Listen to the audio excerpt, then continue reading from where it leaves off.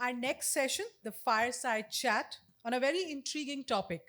Can India become a chip superpower? So join us as we delve into this pivotal discussion exploring India's potential to lead in semiconductor technology. And to join this fireside chat, we have with us Shri Abhishek Singh, Additional Secretary Meity and CEO NeGD. Shri Abhishek, Shri Abhishek Singh is an officer of the 95 batch of IAS with diverse experience of administration, managing law and order, implementing development programs, and of policy formulation at central government with regards to use of technology for improving governance. Currently, he is posted as President and CEO NeGD with additional charge of MD and CEO Digital India Corporation and CEO Karmyogi Bharat. He also served as CEO MyGov from October 2019 to October 2022. May I welcome on stage Shri Abhishek Singh. Our second panelist for the chat, Sanjay Gupta, Chairman, Indian Electronics and Semiconductors Association. Mr. Gupta is a seasoned technology professional with more than 28 years in the global and Indian high-tech industry for semiconductors, embedded software, and electronic system design. Known for passionately transforming teams from good to great through strategic initiatives and innovative programs, through continuous improvement of mindset and collaborative leadership. May I welcome Mr. Sanjay Gupta. And the session will be moderated by Anand Ramamoorthy, MD, Micron India. Mr. Murthy is currently Vice President and Managing Director at Micron India. He is chartered to lead and drive one of the fastest ramps in engineering, R&D services, sales and operations in India across sites for a whopping $27 billion plus global leader in memory and storage solution. He is a seasoned, well-rounded technology expert with 22 plus years of global experience building teams, scripting strategies, facilitating change management, growing businesses, and leading organizational transformation. May I welcome Mr. Anand Ramamoorthy. Over to you, sir, for the chat.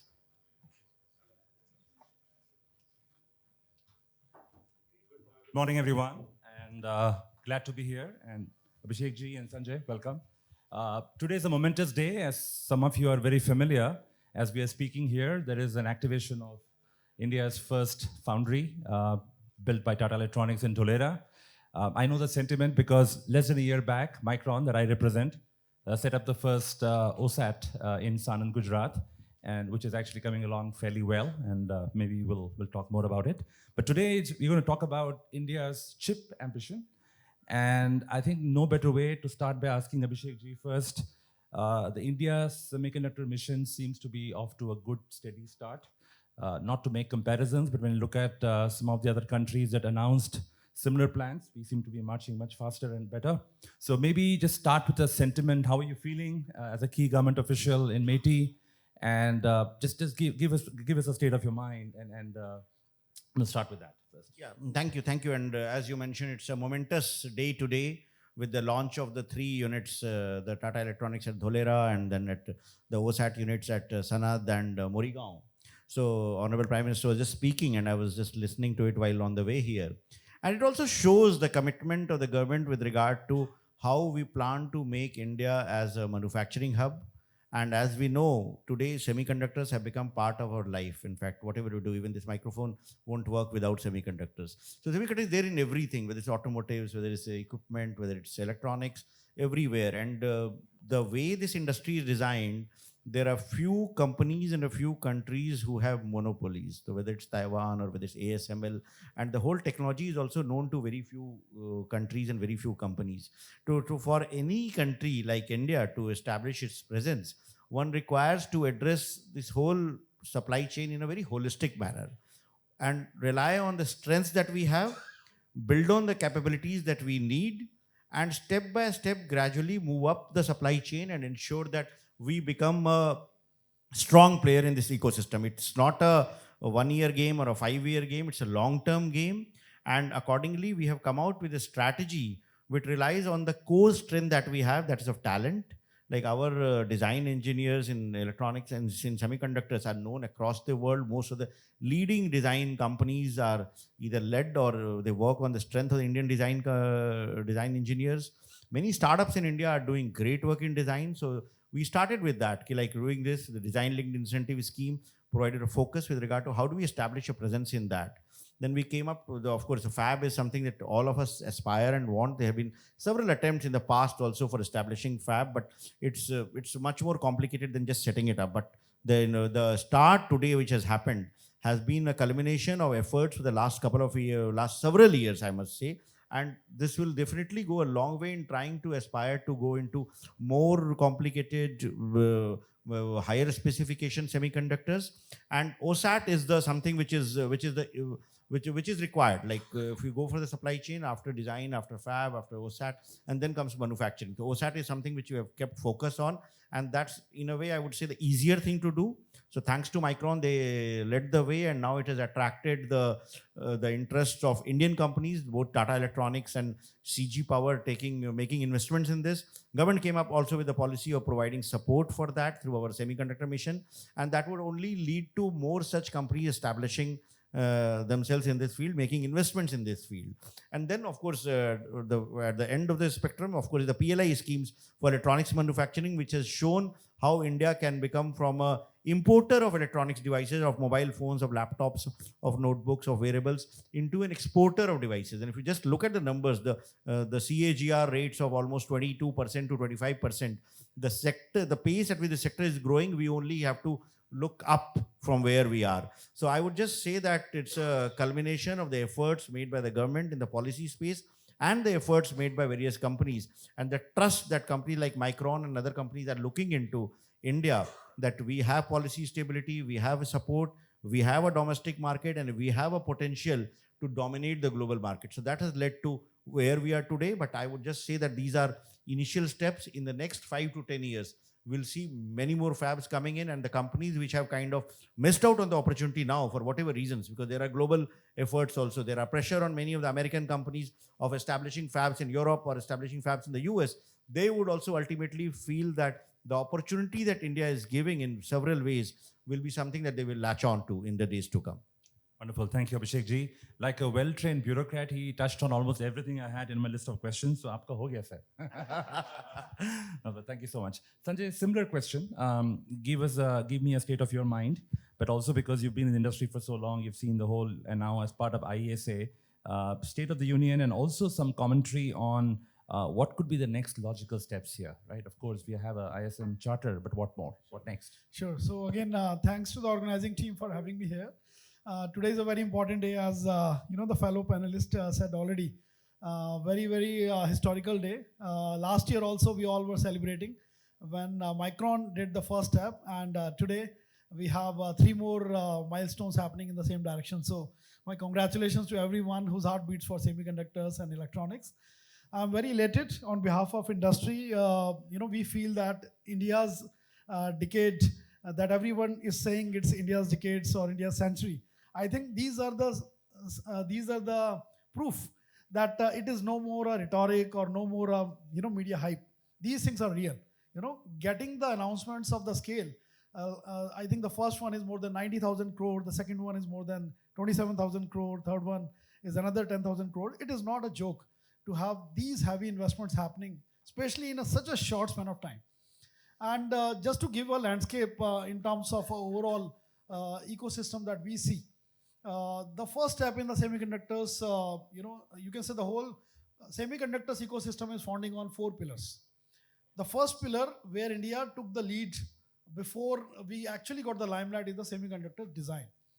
India is leading the worldwide design force by more than 20-25% of the people are actually in India who are designing chips for anything and everything in the world, which is our core strength. And we definitely have a big opportunity to capitalize on that front. That is the first thing that comes to my mind, that today Indian industry is flooded with almost every MNC in the design space, in the R&D space. I see the next 10 years where it will be flooded with Indian companies which are doing design. And since talent is already present in the country, this will be the easiest thing that India will capture. The number 2, the semiconductors, once design is done, semiconductors manufacturing and semiconductors testing. That is where the first wafer fab today from Tata and the three OSAT facilities from Tata, Micron, and CG Power. These three will take us. And the fourth pillar, just to complete this whole loop, is semiconductors based electronic manufacturing.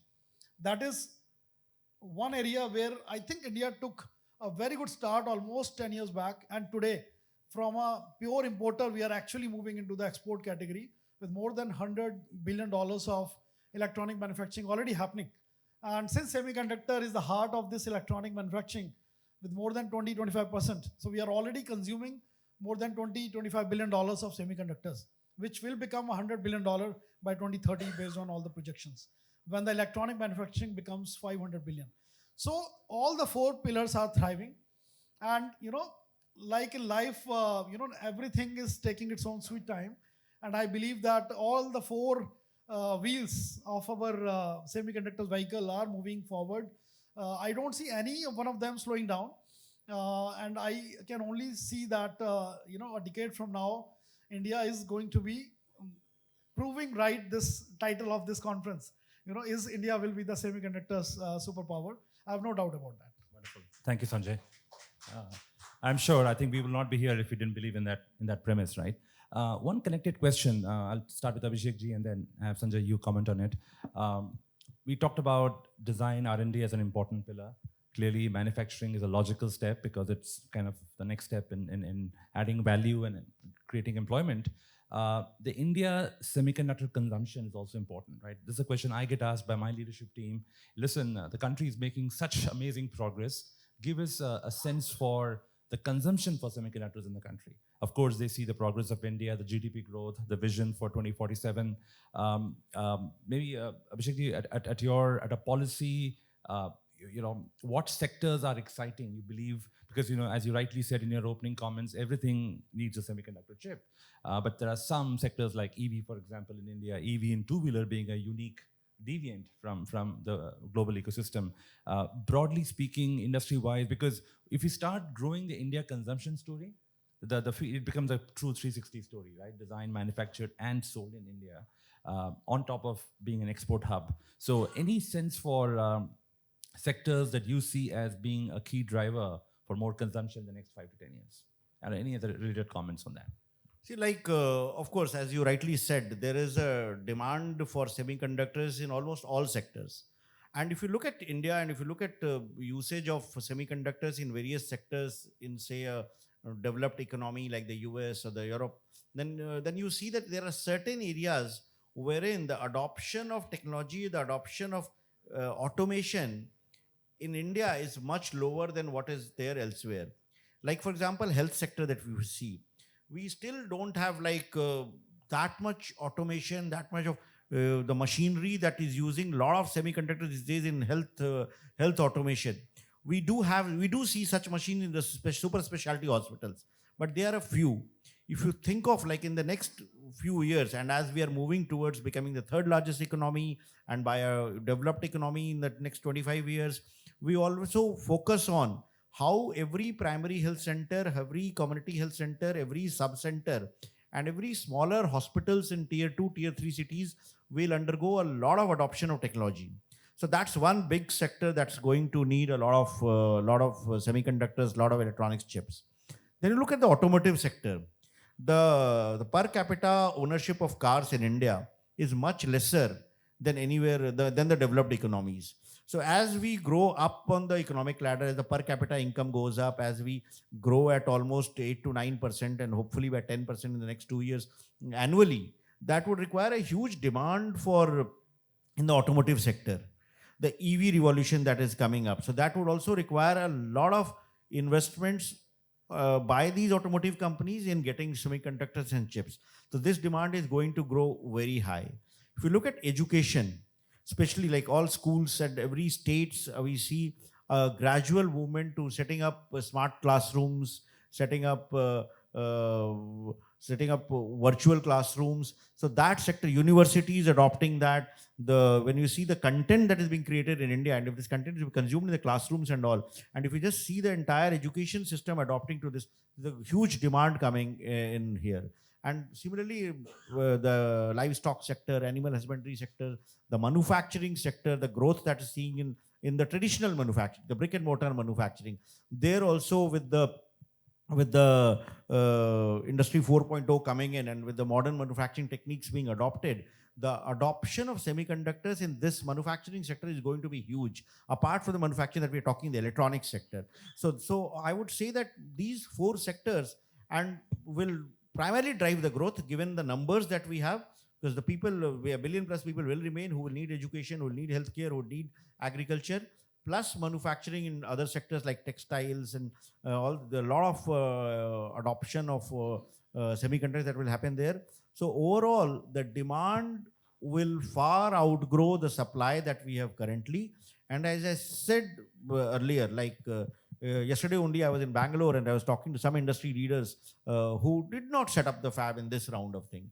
And they are also looking at, they are saying that in our next 3-year plans, maybe we don't have have a plan for setting up a fab in India, but in the next 5 years, I am sure all leading fab manufacturers, all leading semiconductors, electronics companies will set up shop here, given the policy support that we have.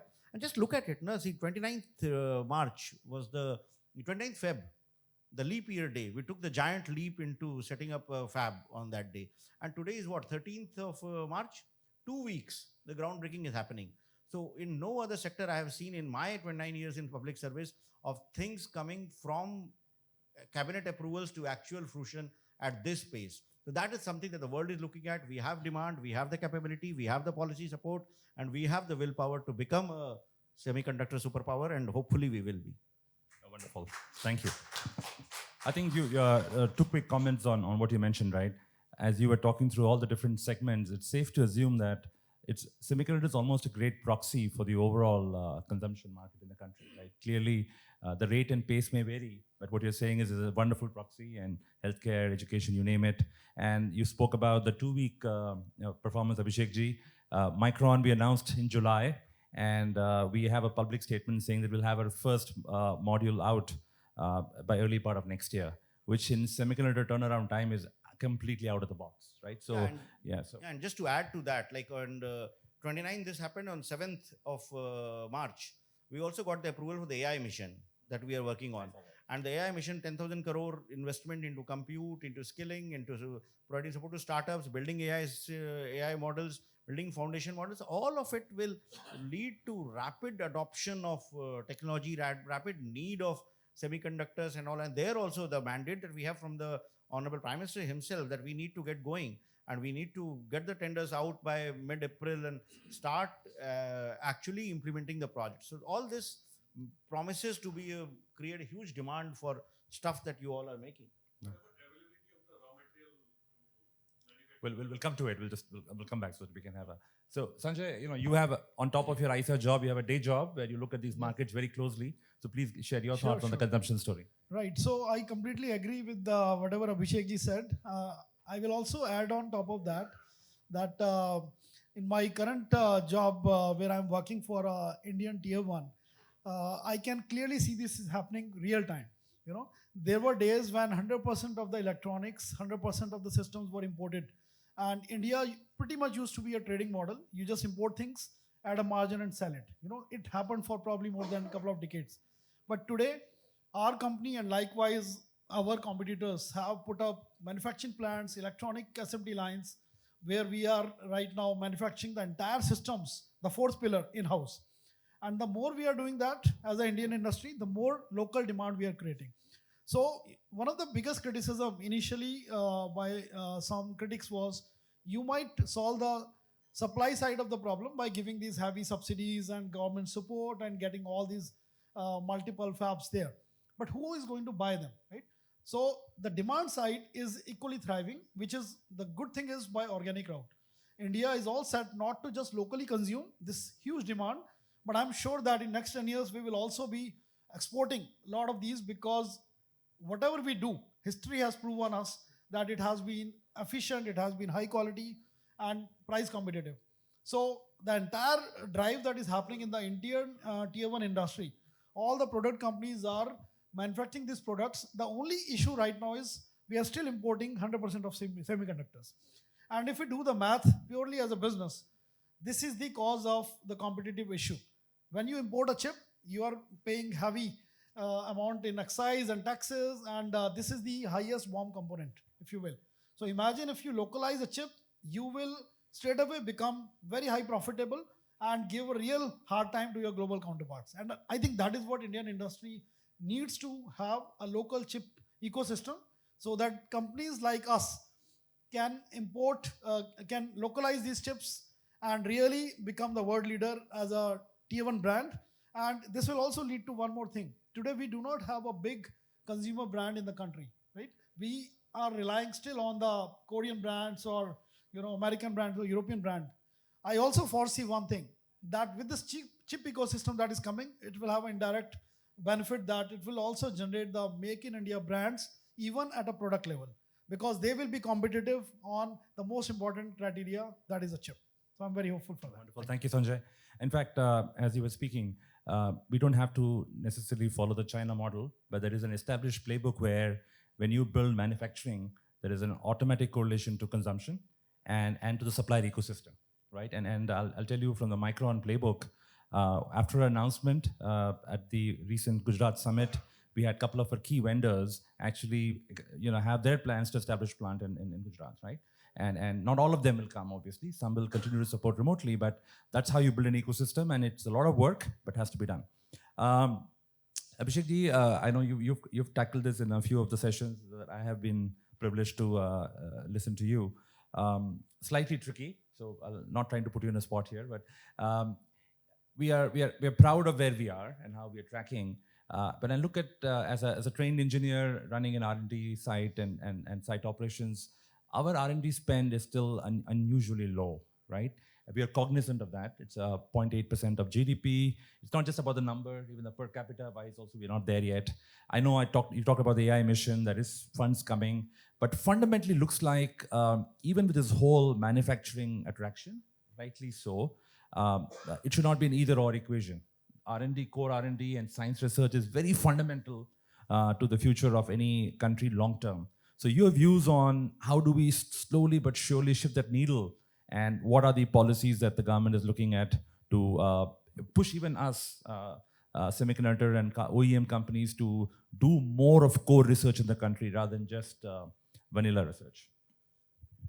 Very rightly said, in fact, and this is a sector in which if we don't focus on R&D, we will lose out. And most of the top-notch companies in this sector, whether it's the companies that make the lithographic machines in Netherlands or whether it's TSMC, they have spent a lot of money on R&D, or even companies that are the top chip makers across the world, whether in design or this. There's a lot of investment that's required in R&D. And traditionally, our approach to manufacturing, even in the traditional industries other than electronics, has been to spend minimal on R&D. And very often our traditional founders and traditional company owners, manufacturers, always thought it as either a waste of resources, or they would do only if there's a tax incentive to show some expenditure on R&D, which will actually not be an R&D. So we'll be paying lip service on that, and only R&D that was happening was partly funded by the government in the various government labs. But there also the kind of objective became to do research for the sake of research, for publishing papers and acquiring patents, and not really leading to industry-wide adoption of technology. So with the recent changes in the government's policy towards R&D, like recently in the budget, there's an announcement of 100,000 crore fund for promoting R&D across academia in partnership with industry. So that would the investments that we have made in the AI mission, the investment that are being made in semiconductor mission, the investments that are coming in the national quantum mission, that will ensure that we promote real R&D, wherein the best of the minds in our academic institutions, they work with the industry partners and think of how we can not only develop new technology, but we can think of wider adoption to that. So that would be very, very important. The other key factor, what has been in the past, has been that because of lack of opportunities in cutting edge research, many of our top minds have been going to the US and driving research there. And some of our best of the minds have been behind many of the innovation that has happened globally, because they did not see much opportunity here. So now that the opportunity is being created, now that Indian industry is investing in R&D, now that the Indian industry is thinking of investing in, like Micron came first, but now with CG Power and Tatas have followed. And by next year, I am sure many other Indian companies, which are many of them are cash rich, even in the software sector, they have made a lot of money by doing services. So if they start thinking of investing in R&D, of investing in manufacturing, that would change. That would ensure that our engineers start getting an opportunity to work here. The government's investment in R&D, especially the 100,000 crore funding facility that was there, they start working in partnership with industry, and that will change. Of course, it will take a lot of time. It's not something that will happen overnight. But given the right policy direction, given the investments coming from both the public sector and private sector, I see that we would be able to compete with the best of the research institutions globally. Great, thank you. And Sanjay, related question, as someone who ran an R&D center in your prior life, as a multinational, we can also play a role, right? It's going to be a great partnership between government, policy, industry, academia, and of course, multinational and local companies, both will have to play a role. What has worked? How do you get more high quality R&D work to happen from MNC sites? And any commentary on ideal industry, academia, government framework for research? Correct.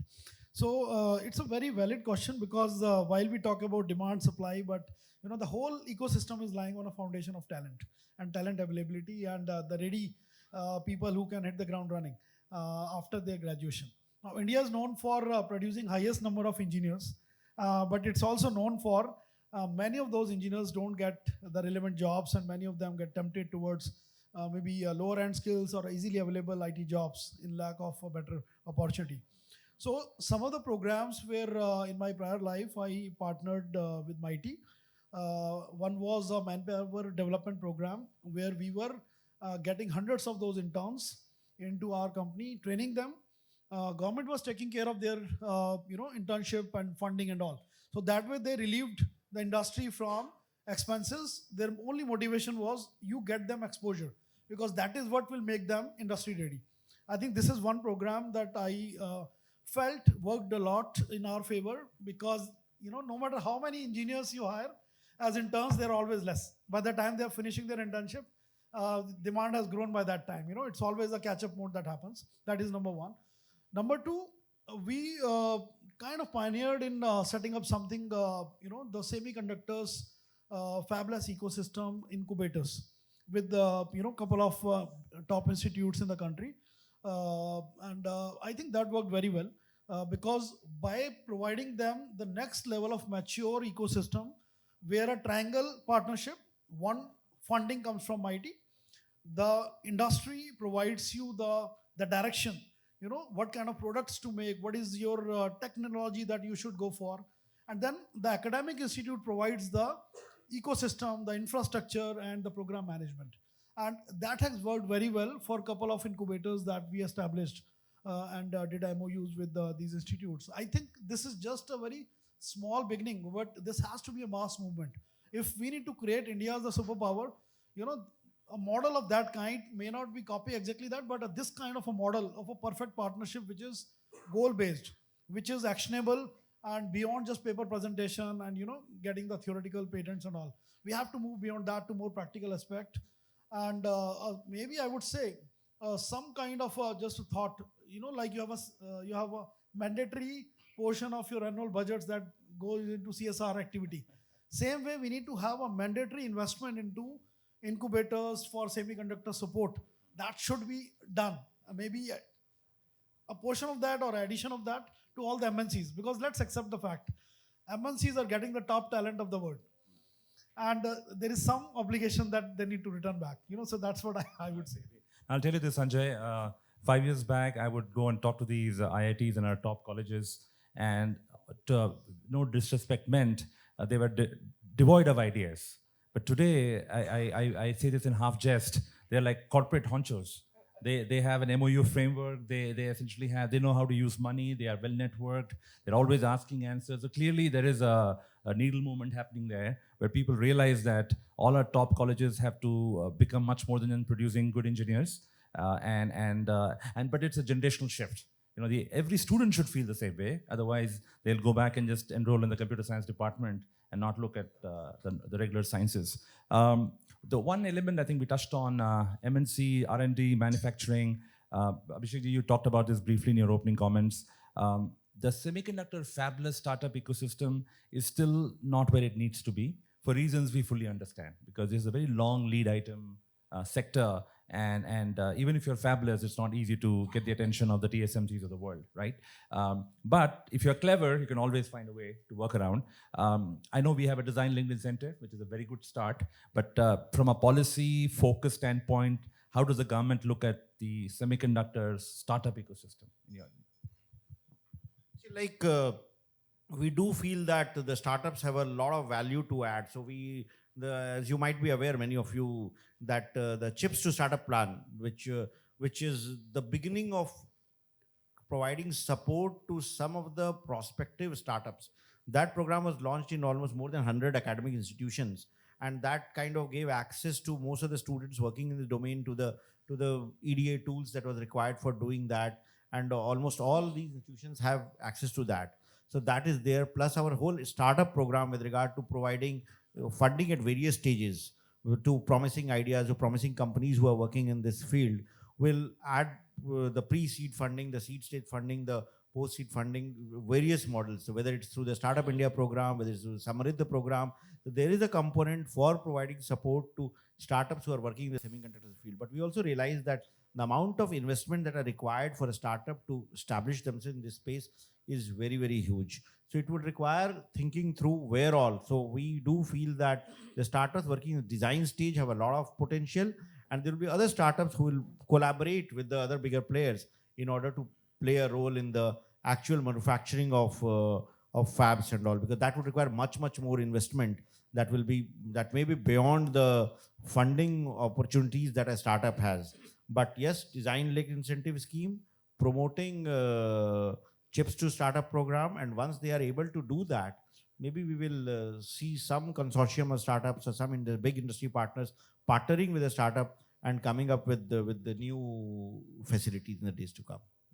Any additional comments, Sanjay? Yes. So one thing I will add is one major shift that has happened in the Indian landscape, which I would say is a disruption, is a startup is a cool thing now. And programs like Shark Tank and many other successful examples of unicorn from maybe e-commerce have actually make it so cool. Today my son is in 12th class, and if you ask him what is his favorite thing to do after he graduates, he says, I will make my own startup. That is the cool thing for the young Gen Z today, versus probably in our time where getting a good job probably was the cool thing to have. And I think that fundamental change in the mindset of young Indians, which happens to be the largest youth in the planet, is a I would say a platonic shift, which is adding to all the good things that are happening on policy front, infrastructure front, demand supply front. I think we are all set in terms of our youth ready to make startups, which will add on. And I know merger acquisition will keep happening, but the whole ecosystem will grow from very few to very huge landscape for next 10, 20, 30 years. Well, I would just like to add that while doing a startup does sound to be cool, and TV and media and all, they want to make it, but we should also tell our students and our youth who are planning startups, it's not an easy thing to do. It requires a lot of effort. It requires a lot of sacrifice.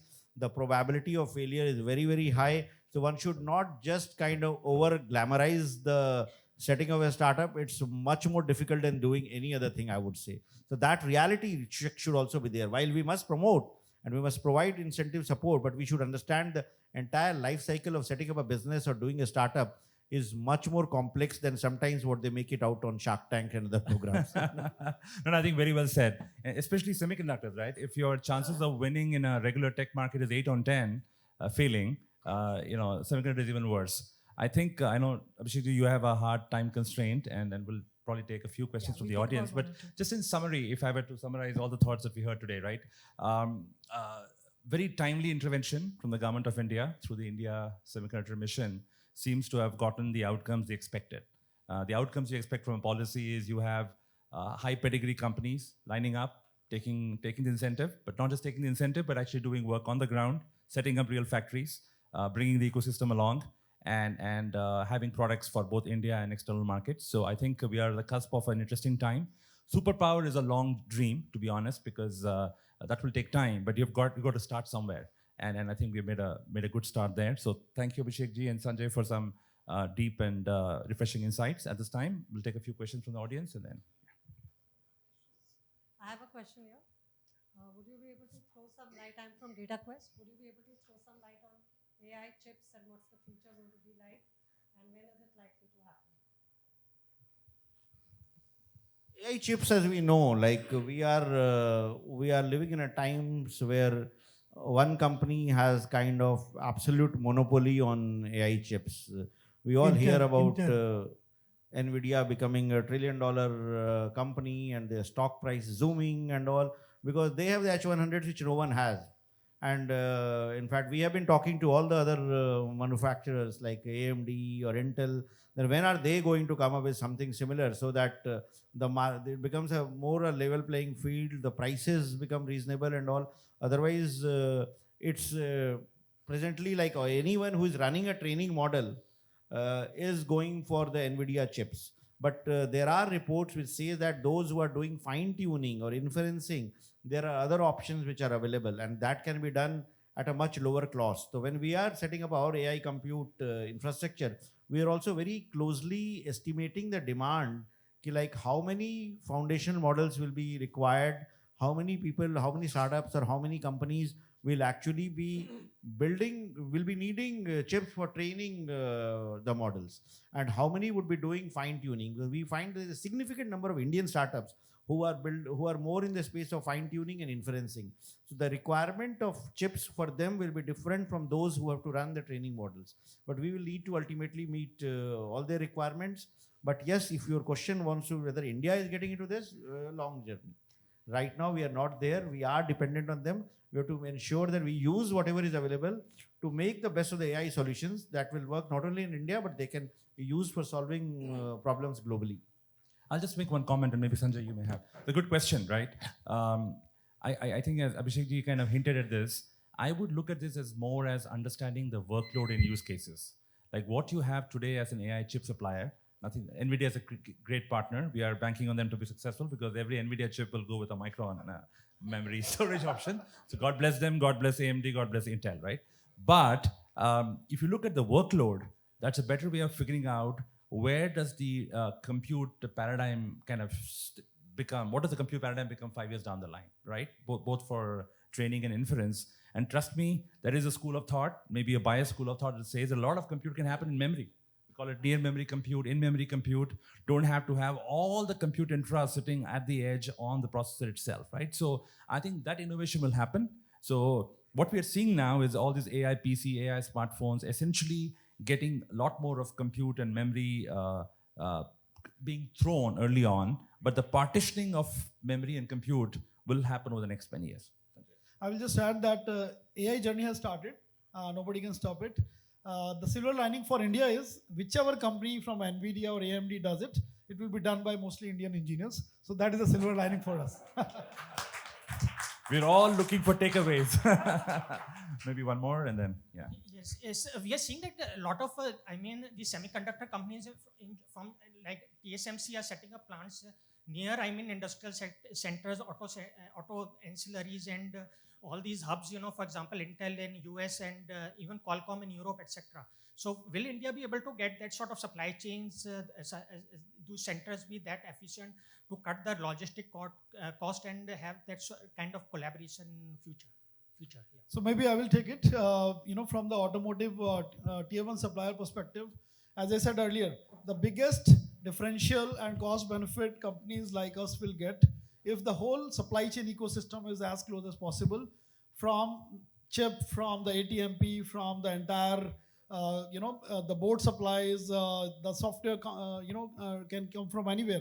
But anything which is the physical stuff, the more closer it is, including the testing facilities, EMI, EMC labs, everything will be co-located in these so-called sites for a center of excellence. So I think it is a natural phenomena that will happen in India as well. That is my belief.